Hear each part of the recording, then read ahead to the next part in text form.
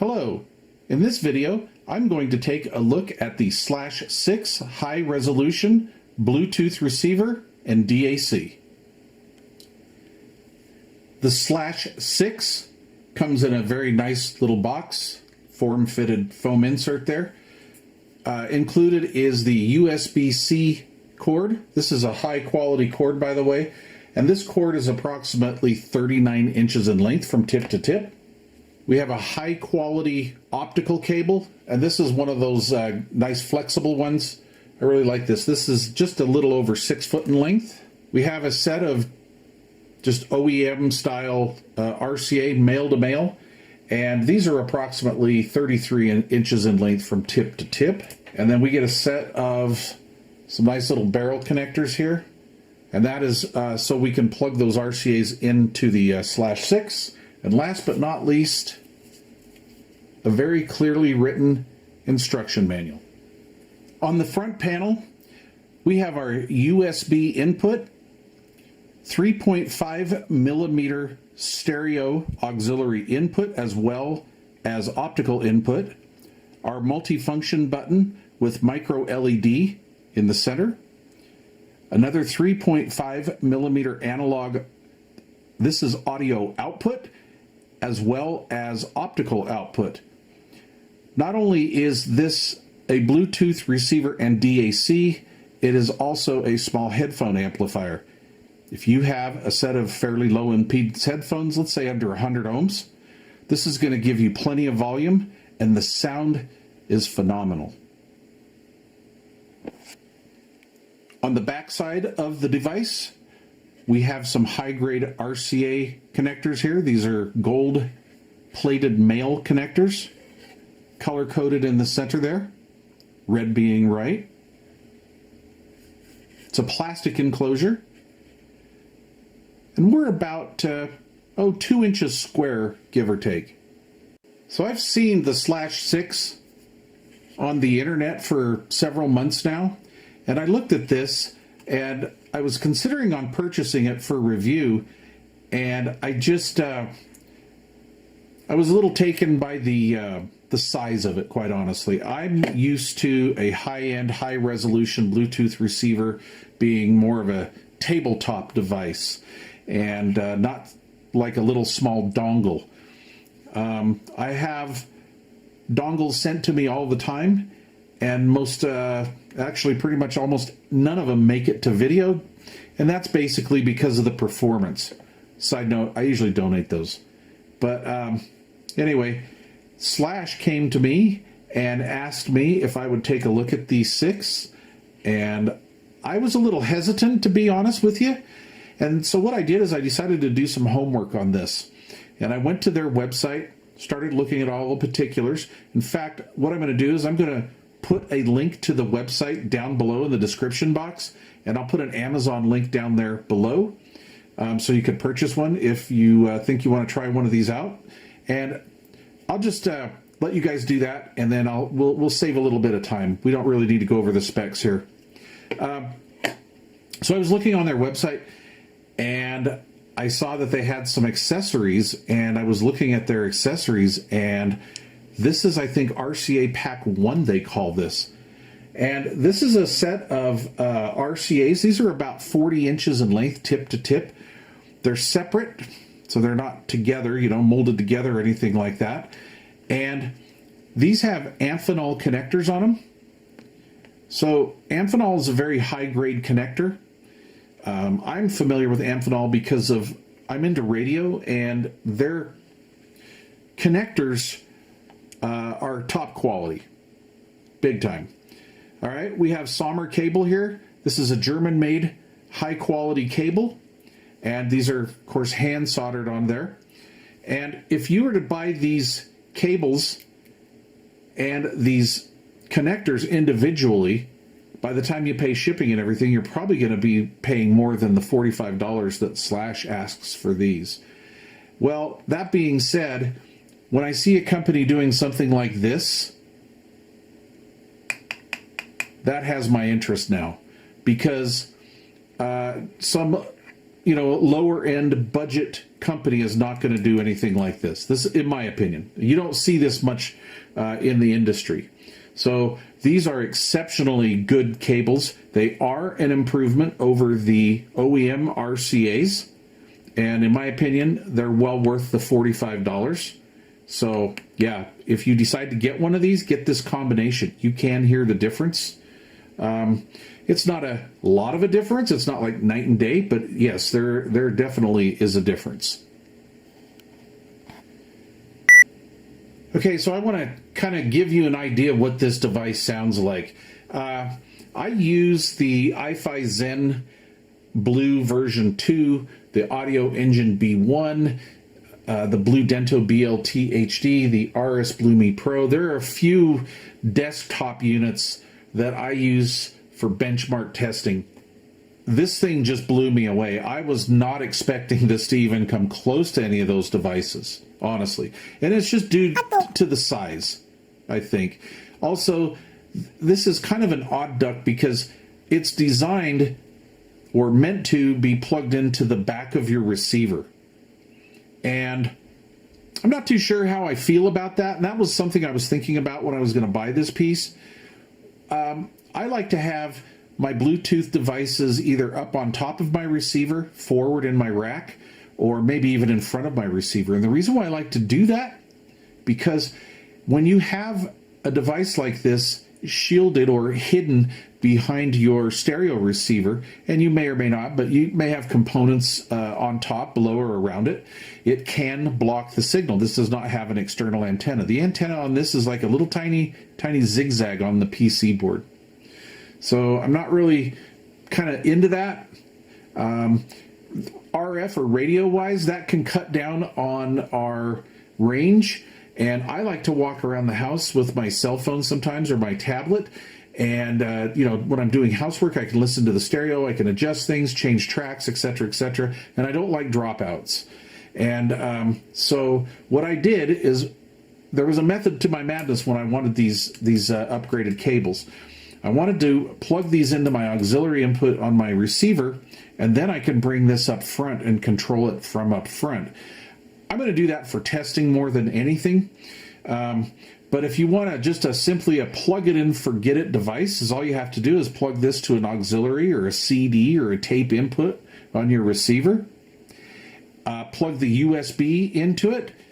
Get a phone charger and either put it on a power strip or plug it into the back of your receiver. I use old vintage receivers, so most all of my receivers have a switched outlet on the back, and that would turn this on and off every time you turn your receiver on and off. Then it would literally be a kind of a plug it in and forget it type device. Now, that being said, we have some other inputs here. So we have our USB input, and that what turns this into a DAC, meaning I can take and plug this input here into my home computer, laptop, tablet, whatever, and run audio files into this and then analog out RCAs to my stereo. And this is a very, very good DAC. It has all the latest chipset technology and stuff in it. Of course, like I said earlier, all that information is on the company website, and check all that out for you guys that are interested in the numbers. All right, as well as our optical input here. We could plug this into our TV. So like if your TV has an optical output and you want to play music through your stereo, or listen to TV through your stereo, plug an optical line into your stereo, plug it to this input, and then this just plugs into your receiver, and you can do that. You could also use this as a Bluetooth receiver and then use the optical output here and plug this into your outboard DAC. Now, if you have a modern home stereo with, say, optical, analog, and coax, this does not have coaxial output, but I'm just saying, then what I like to do on something like this, especially if it's a product I'm either testing or I'm not familiar with, I will plug the analog output or the RCA output into, say, like auxiliary 1, and then I will plug the optical output of this into optical 1 input, and switch back and forth and see what works best for me. Some DACs that are built into audio video receivers are, well, not all that good. And a lot of times the analog out through here in a quality piece will sound better. So it kind of gives us a little bit of flexibility, and we can do some testing. Okay, enough of that. How does it sound?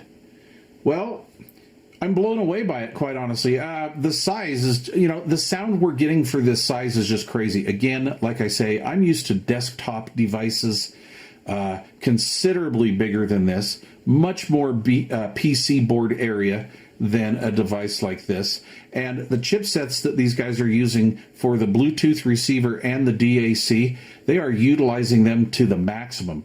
It's just crazy how good this thing sounds. Wise, this is probably one of my new favorites. It's right up there with the B1, and that's the Audio Engine B1 and the iFi Zen Blue version 2.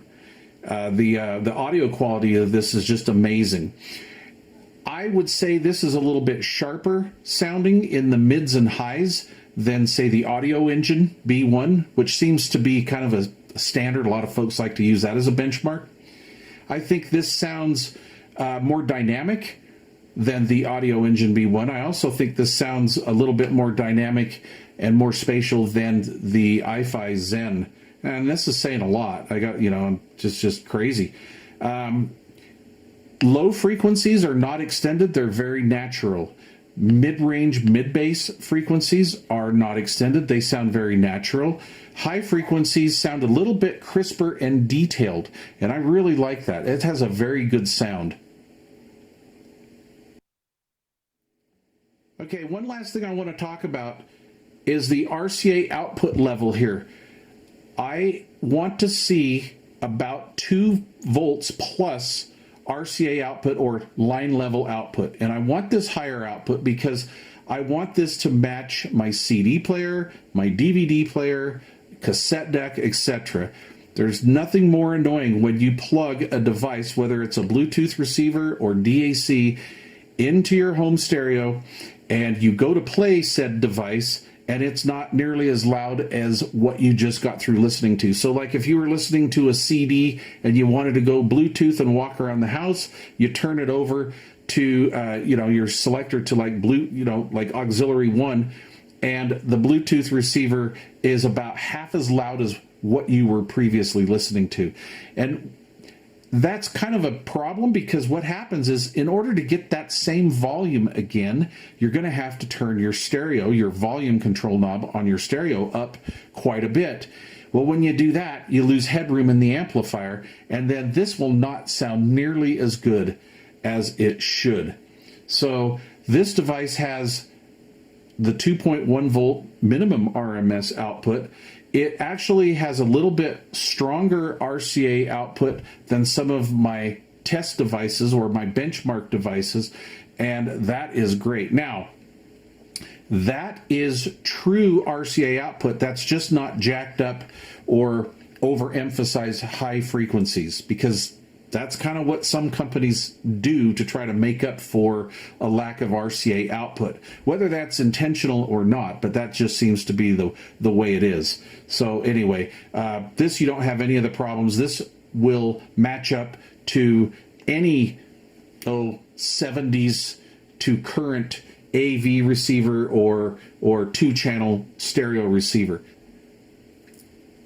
So I'm going to wrap this video up. Before I do, let's talk about pros and cons. Pros, the sound, the audio quality. The audio quality is amazing. We are getting closer and closer to CD audio. Every year we're getting a little bit closer. The DAC in this device is fabulous. I love the DAC. I love the sound of it. The headphone amp in here sounds beautiful. It sounds very dynamic, very tight, has good frequency response. Just a great sounding device overall. Okay, now the cons. No device is perfect, right? The cons, the size. I'd like to see this in maybe a bigger desktop type unit. And the reason why I say this is because if they put this in a bigger desktop unit, then we could take all of these jacks, all of these connections, right here, put them on the rear with the RCAs. But because this is designed in such a way that it's just designed to just plug in to your stereo receiver, we can't do that, right? The USB and all of this stuff would get in the way. You wouldn't be able to plug it in. So it'd be nice to have a little bit bigger device with all of the jacks on the back. I would love to see a tabletop version of this piece. I also plug this in to my iPhone, and I use my little lightning connector. I plug my lightning connector into here, and I can listen to my headphones, my wired headphones, and the DAC circuitry in here, or I can take and plug this into my home stereo. And I really like to do that. That's just so convenient for me to do. So by using this as kind of a desktop piece, plugging it into here, into these RCAs are already plugged into the back of my stereo. I can just quickly plug my phone into there, enjoy all the DAC sound qualities of this in my home stereo. And then if I want, just unplug it or unhitch it from my phone and put it into Bluetooth mode, I'm good to go. By the way, the LDAC codec sounds phenomenal in this piece. Very, very nice. And as you'll see when you go on the website, it covers all the newest and latest and greatest codecs. All right. Thanks for watching. Please leave questions or comments down below. If you already have one of these, let me know how you like it. Thanks for watching.